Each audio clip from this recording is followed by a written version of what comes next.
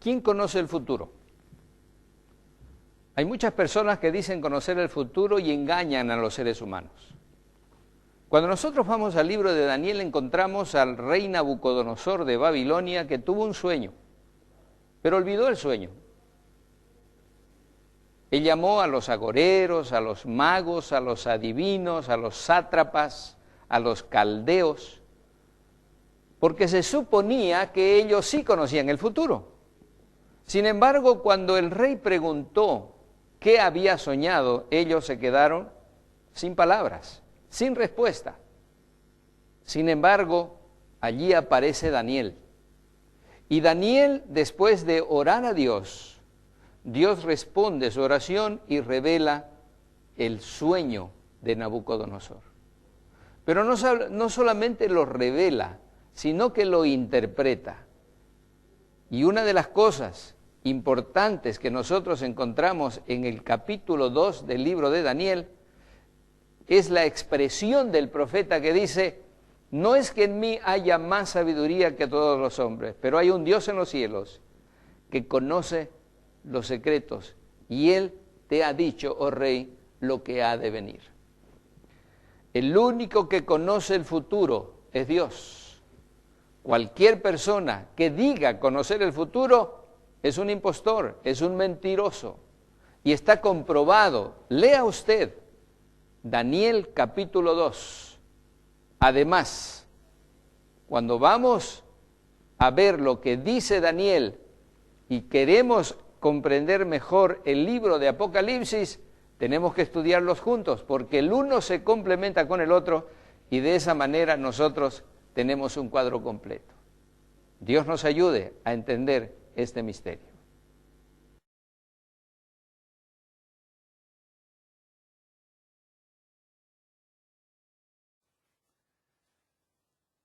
En el 539 a.C. hasta el 331 a.C., el siguiente reino que gobernará la tierra, los medos persas, vinieron a continuar después de Babilonia. En Daniel capítulo 2, versículo 39, leemos acerca de este reino. Después de ti se levantará otro reino, y luego un tercer reino de bronce, el cual dominará sobre la tierra. Ese es el siguiente. Estuve persuadido de que no había nación, ciudad o personas donde su nombre no alcanzara. Me parece que hubo de haber una mano divina dirigiendo ambos su nacimiento y acciones. Librería Histórica, libro 16, capítulo 12. Entonces la Biblia describe el levantamiento del imperio de los medos persas y su caída delante de este poderoso rey Alejandro el Magno, quien destruiría este ejército. Sabía que Alejandro derrotó a los medos persas con un ejército de solo 45,000 soldados, y los medos persas tenían un ejército de 1,000,000 de soldados. Él los aplastó. Él era un gran estratega y sabía exactamente lo que estaba haciendo. Así que el imperio griego siguió después del imperio medo-persa. Y el imperio de los medo-persas añadió a la región de Babilonia. Tomó la región de Babilonia, la refinó en el sistema mitraico, el cual se pasó a la siguiente generación. Y el mitraísmo luego reaparece más tarde en prominencia dentro de la religión de la élite de Roma. Historia muy interesante. Pero la filosofía de los griegos es la gran fundación para muchas filosofías en el mundo hoy. Entonces los griegos siguen después del imperio de los medo-persas. Finalmente, después del imperio griego, Daniel 2:40, y el cuarto reino será fuerte como el hierro. Ahora, si miramos a los soldados a cómo estaban en los días antiguos, Grecia y Roma, son una comparación muy interesante. Aquí está la armadura de los soldados griegos. Note que son de bronce. Esa es su armadura, usaban bronce. Y luego vino el soldado romano. Aquí hay un legionario romano. ¿Y cuál era su armadura? Hierro. ¿No es interesante? Hasta este simbolismo es fascinante. Entonces cambiamos de bronce a hierro y el legionario tenía una armadura fantástica. Tenía este pequeño cinturón aquí en el frente para proteger y el escudo que protegía a los soldados y los hombros de los soldados. Y esta es una espada corta y gruesa. Eran una fuerza tremenda los soldados. Y por supuesto el poder de Roma no tenía igual. El hierro es más duro que el bronce y Roma era poderosa, más poderosa que los griegos. Aquí hay algunas de las ruinas del Imperio Romano. El cuarto reino será fuerte como el hierro, y como el hierro desmenuza y rompe todas las cosas, así él lo desmenuzará y lo quebrará todo. Daniel 2:40. Entonces, ese es un reino cruel. ¿Fueron los romanos particularmente crueles? ¿Qué hacían con los que disentían con ellos? ¿Qué les pasaba? Los crucificaban. Algo muy duro. En la caída de Jerusalén, por millas, kilómetros, había crucificados tras crucificados. Todos venían crucificados. Nadie se metía con Roma. El 22 de junio del 168 a.C., en la batalla de Pydna, Percus, el rey de Macedonia, fue completamente derrotado por los ejércitos de Roma. En ese día pereció el imperio de Alejandro Magno, 144 años después de su muerte. Así que ahí pereció. El famoso historiador Edward Gibbon dice: las imágenes de oro, plata, bronce que se utilizan para representar las naciones y sus reinos fueron exitosamente quebrantadas por la monarquía del hierro de Roma. La historia y la caída del Imperio Romano. Todo el mundo está de acuerdo de que el hierro era el reino de Roma.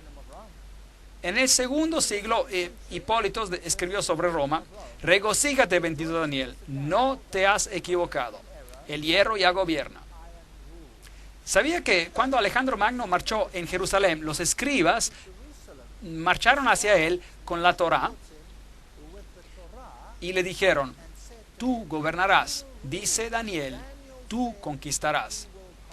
Y por eso Alejandro no destruyó a Jerusalén, pero simplemente la incorporó.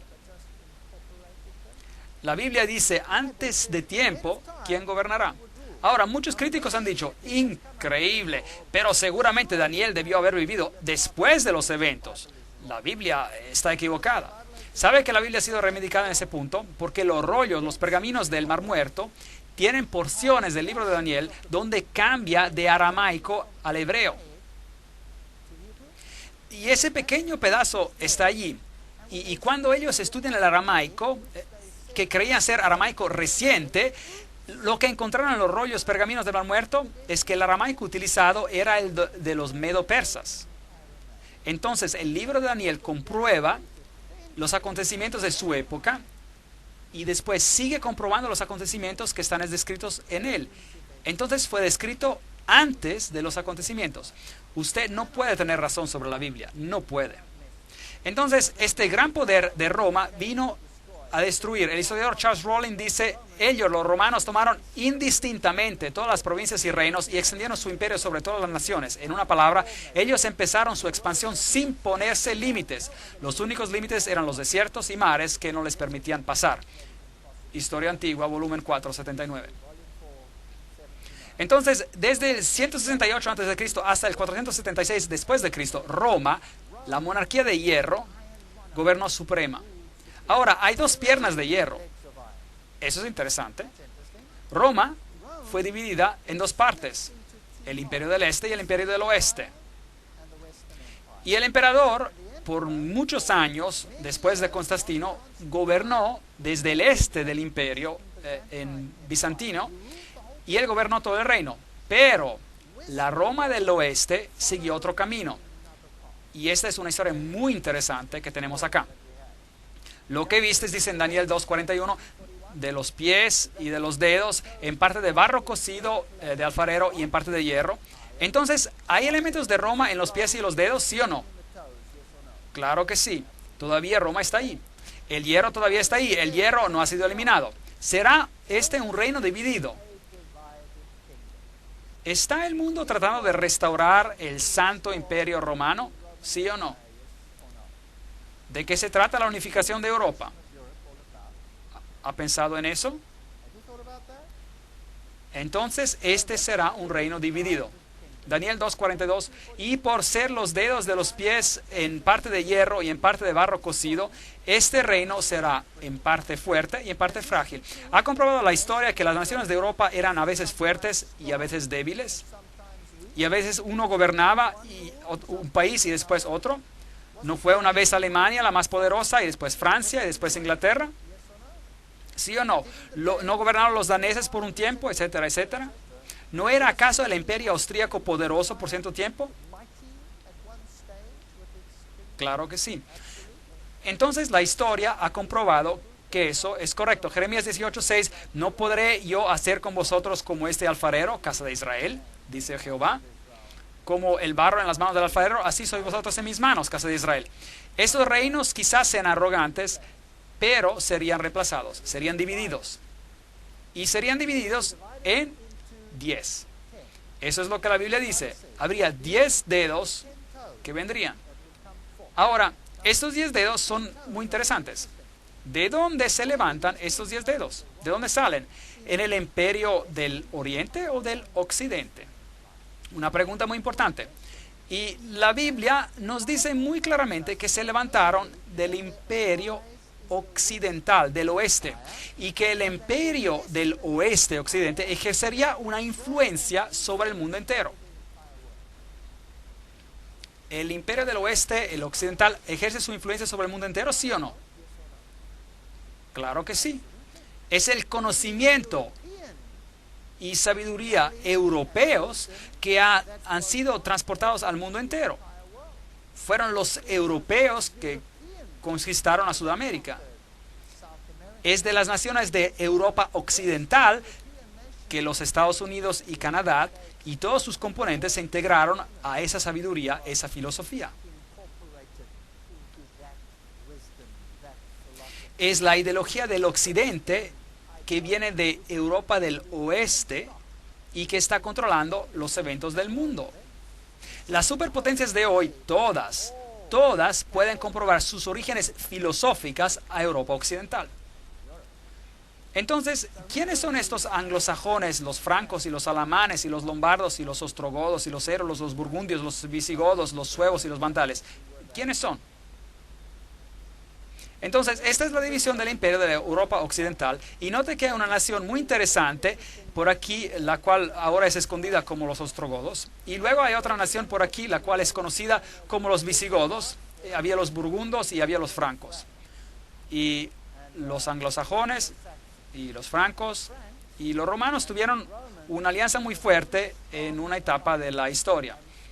Los ostrogodos y los visigodos tenían una religión un poco diferente que el resto de Europa. Y hubo muchas guerras que fueron peleadas sobre este asunto. Entonces los alamanes hoy son los alemanes Los alemanes son los remanentes de los alemanes, los suizos son los burgundios, los franceses son los francos, los italianos son los lombardos, los ingleses son los sajones, los portugueses son los suevos, los españoles son los visigodos. Pero 3 de ellos, los érulos, los vándalos y los ostrogodos, son extinguidos. Desaparecieron. Se los quitó del mapa. Los ostrogodos, los últimos en desaparecer, una nación muy poderosa que controlaba todos los eventos en Roma, gobernaron sobre Roma misma. Los visigodos estaban en España y tenían una religión un poco distinta. Hubo muchas guerras peleadas en España. España fue dividida, terriblemente dividida, en la mitad entre el norte y el sur. Y hubo derramamiento de sangre terrible en España. Pero los érulos y los vándalos y los ostrogodos fueron totalmente destruidos. La historia trata de decirnos que estos 3 pueblos fueron destruidos porque tenían una filosofía ariana, que significa que ellos propagaban la idea de que Cristo no tenía divinidad y que por eso fueron destruidos. Pero solo tenemos información de una fuente. Todos sus escritos, todo lo que escribieron fue destruido. Todas sus librerías han sido destruidas. Así que realmente no sabemos en qué creían. De hecho, los ostrogodos probablemente recibieron su religión de Palestina y tenían una forma muy pura de cristianismo basado en la Biblia. Y es por eso que fueron destruidos. Pero no tengo tiempo para entrar a ese punto. Eso tomaría toda una conferencia, unas cuantas conferencias solo para este asunto. Así que concentremos en esta profecía. Así que como viste el hierro mezclado con barro, así se mezclarán por medio de alianzas humanas. Entonces, originalmente cuando Roma cayó fue dividida en 10 partes. 3 de ellas fueron finalmente destruidas y hoy tenemos lo que queda y estos se mezclarían por alianzas humanas. Tratarían de reunirse por endogamía, matrimonio entre parientes. Pero se unirían el uno con el otro como el hierro no se mezcla con el barro. Pero no se unirían el uno el otro. Entonces, tuvimos grandes reyes de Europa tratando de reunir a Europa por medio de casamientos. Y por eso tuvimos a la reina Diana y al rey Federico tratando de hacer lo imposible para juntar a naciones. Así que aquí está el castillo de Federico en Dinamarca, donde los famosos reyes y reinas gobernaban. Daniel 2:43, así como vistes el hierro mezclado con el barro, así se mezclan por medio de alianzas humanas, pero no se unirán el uno con el otro, como el hierro no se mezcla con el barro.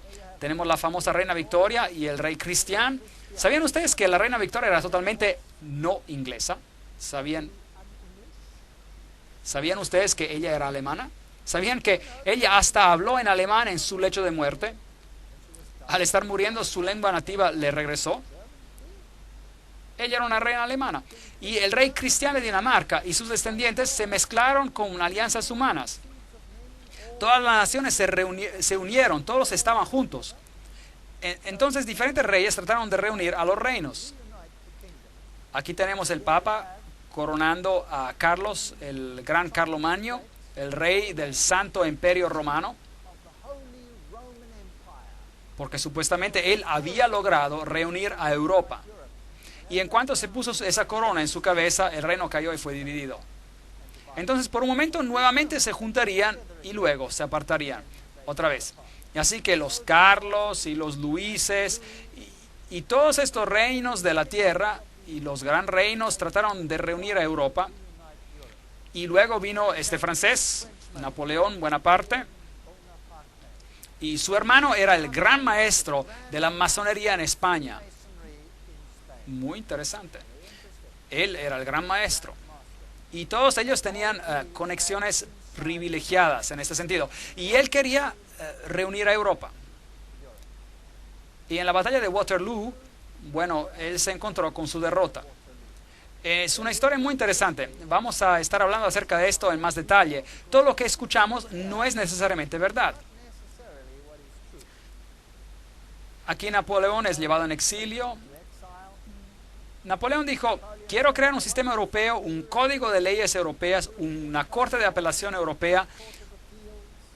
Hubiera habido solo un pueblo en toda Europa. Europa hubiera devenido una nación. The Watchman, 1941. Él trató de unir a Europa. 30 años más tarde de Waterloo, el doctor Thomas Arnold dijo: la liberación de Europa por el dominio de Napoleón no fue afectada ni por Rusia, ni por Alemania, ni por Inglaterra, sino que por la mano de Dios. ¿Cuál era el adversario principal de ese tremendo poder? ¿Por quién fue controlado, resistido y al final terminado? Por nadie y por nada, sino que por la directa y manifiesta interposición de Dios. Conferencia sobre la historia moderna, conferencia 3. Es muy interesante. Napoleón tenía una artillería muy pesada y él hubiera ganado sin problema sobre la artillería más liviana de los ingleses, por ejemplo. Pero en ese día, de repente, una lluvia fina cayó y toda esa artillería pesada se atascó en el lodo y no podía moverla. Entonces, la artillería más liviana, la artillería más ágil de las otras fuerzas, era justo lo que se necesitaba para hacerlos en pedazos. Entonces, ¿quién ganó la batalla? ¿El tiempo, el clima o la artillería? Es interesante que algunos de los grandes políticos del pasado han dicho que la historia está al lado de la artillería más potente, la artillería más pesada. Pero hay un Dios en el cielo que revela los secretos y hace saber al rey Nabucodonosor lo que acontecerá en los últimos días. Este es un verso interesante, Daniel 2:28, en los últimos días. Bueno, si lee la Biblia, si lee Lucas y Mateos 24, por ejemplo, Lucas capítulo 21, verá que los eventos y cómo acontecen, como un reino después de otro hará guerra, y en los eventos finales serán nación contra nación, reino contra reino, guerra, hambre y toda clase de cosas. Corazones aterrorizados. Eso es lo que la Biblia dice. Y el siguiente evento será, dice Mateo 24 y Lucas 21, la venida de Cristo en gloria, la piedra que pondrá fin a todos los reinos terrenales. Bueno, este era el emperador Wilhelm Guillermo, y él trató de poner fin a la división de Europa. Y aquí hay una historia verdadera muy interesante. En una catedral en Francia, en Metz, hay una estatua afuera de la catedral, y hay una estatua por aquí del profeta Daniel con su dedo apuntando a su rollo de pergamino, sus escritos. Muy interesante el profeta aquí. Y el emperador Guillermo estaba muy preocupado acerca de esta estatua.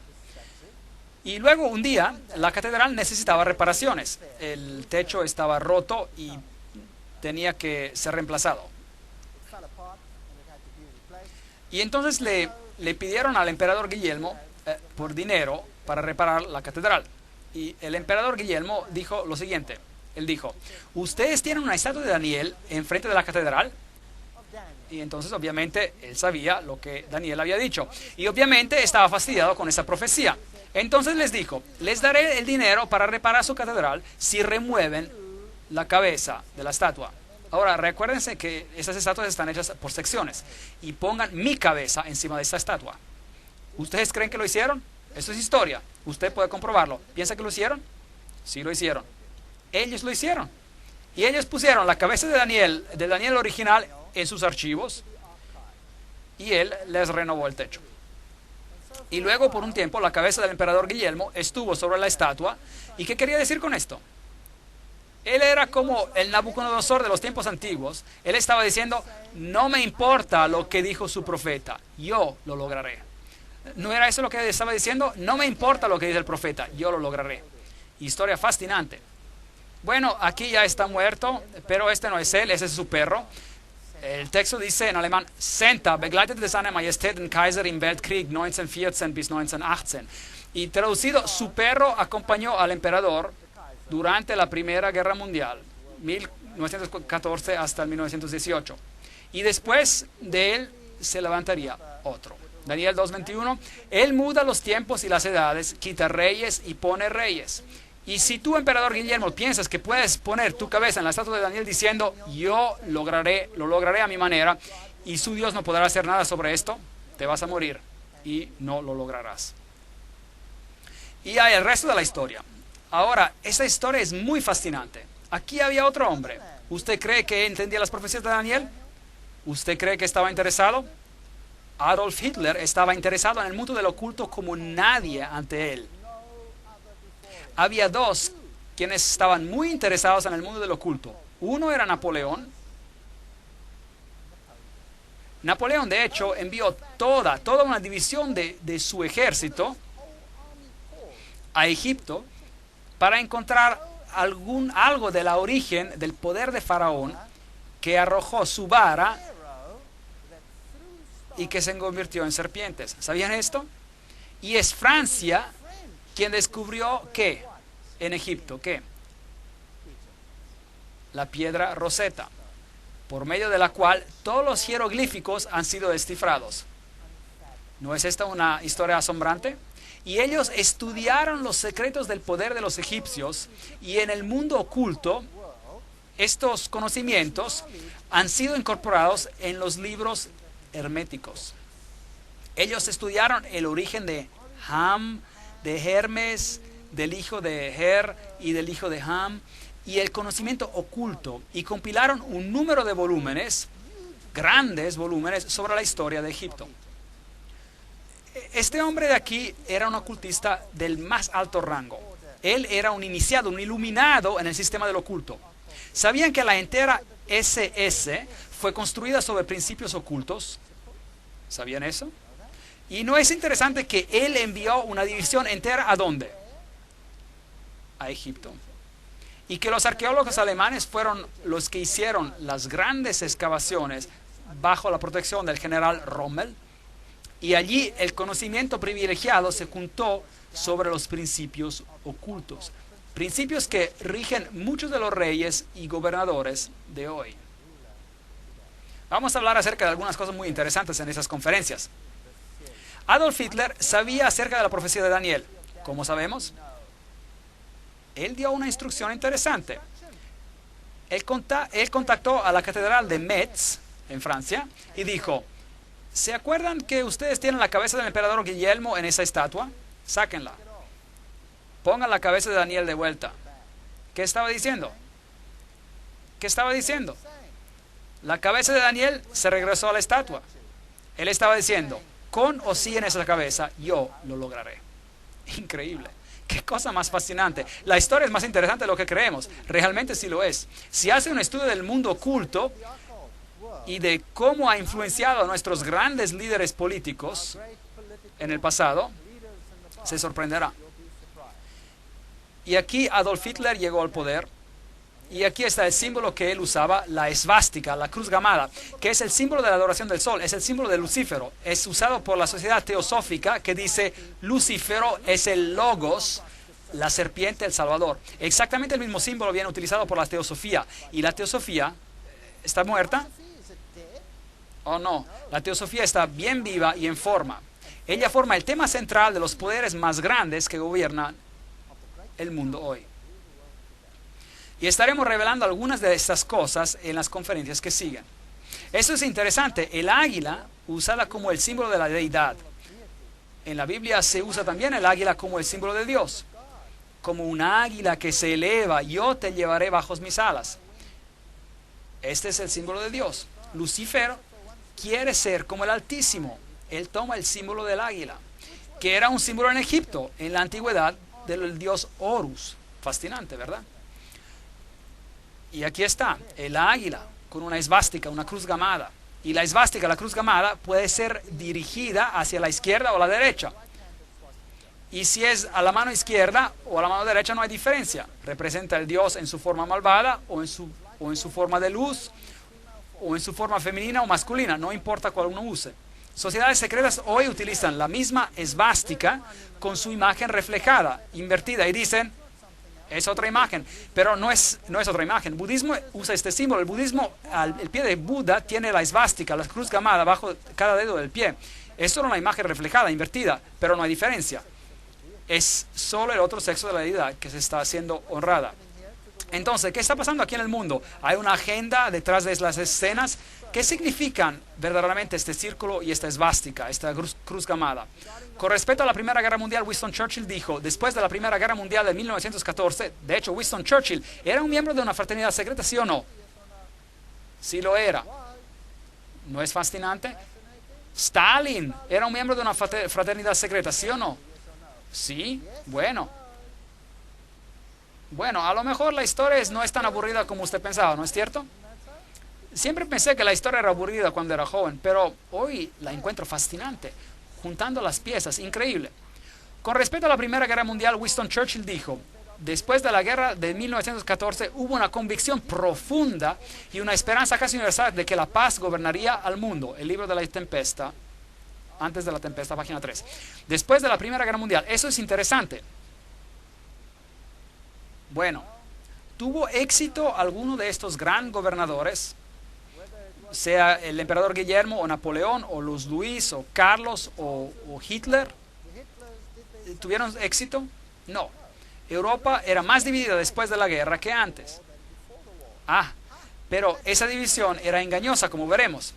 Luego las murallas cayeron y imperios empezaron a derrumbarse.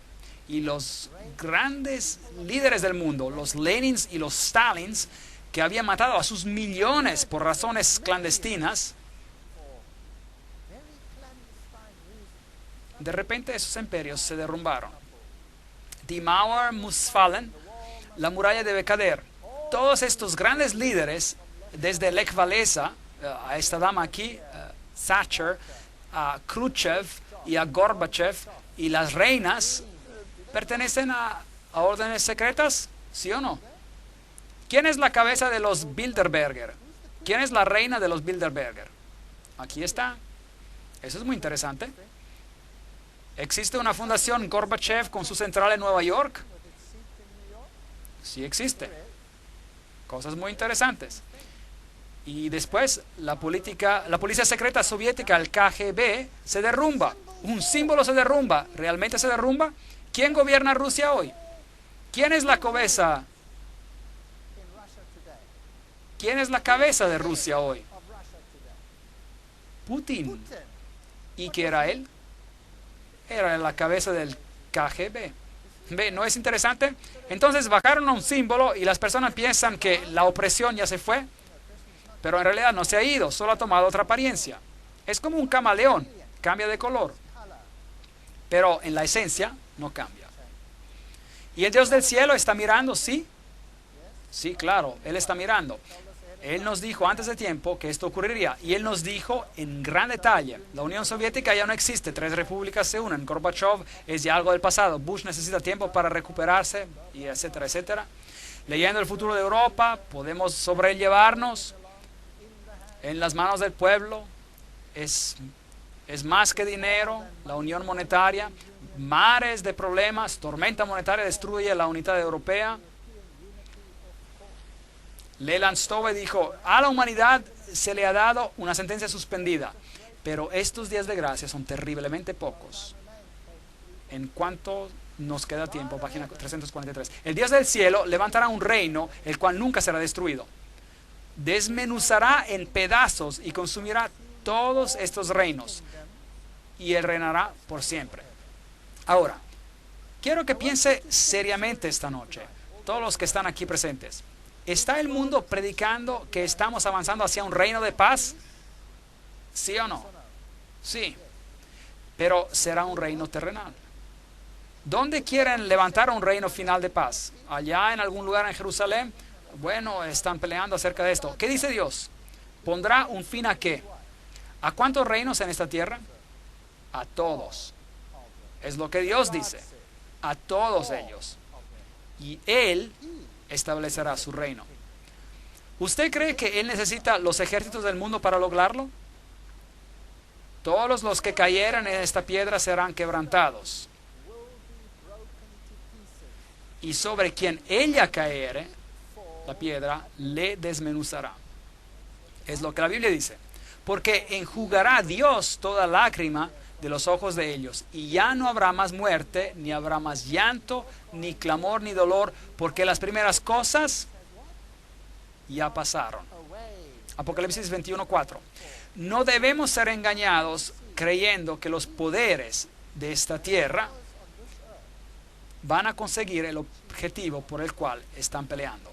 No lo lograrán. Llegarán a su fin. Parecerá como si casi llegaron a lograrlo. ¿Cómo sabemos eso? Porque la Biblia lo dice.